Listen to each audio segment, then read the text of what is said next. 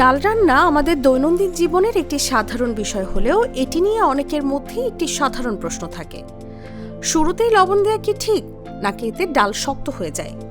আসলে এই ধারণাটি পুরোপুরি সঠিক নয়।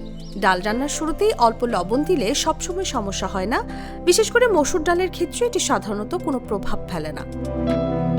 তবে কিছু শক্ত দানার ডাল যেমন ছোলা ডাল, মুগ ডাল বা মাসকলাইয়ের ক্ষেত্রে শুরুতেই বেশি লবণ দিলে সেগুলো সেদ্ধ হতে কিছুটা বেশি সময় নিতে পারে, কারণ লবণ ডালের বাইরের স্তরকে একটু শক্ত করে ফেলতে পারে, ফলে ভেতরটা নরম হতে সময় লাগে।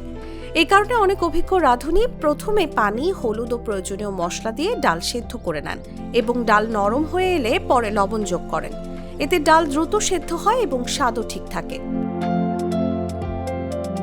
ডাল রান্নার সহজ একটি নিয়ম হলো প্রথমে ডাল ভালোভাবে ধুয়ে পানি ও হলুদ দিয়ে সেদ্ধ করতে হবে।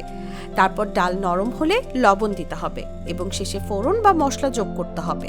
তবে যদি মসুর ডাল রান্না করা হয় বা প্রেসার কুকার ব্যবহার করা হয় তাহলে শুরুতেই অল্প লবণ দেওয়া যেতে পারে। এতে সাধারণত কোনো সমস্যা হয় না।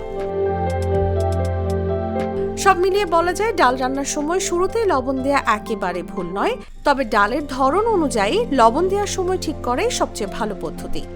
এতে ডাল যেমন দ্রুত সেদ্ধ হবে তেমনি স্বাদও হবে আরো ভালো। নিউজ ডেস্ক, জাগো নিউজ।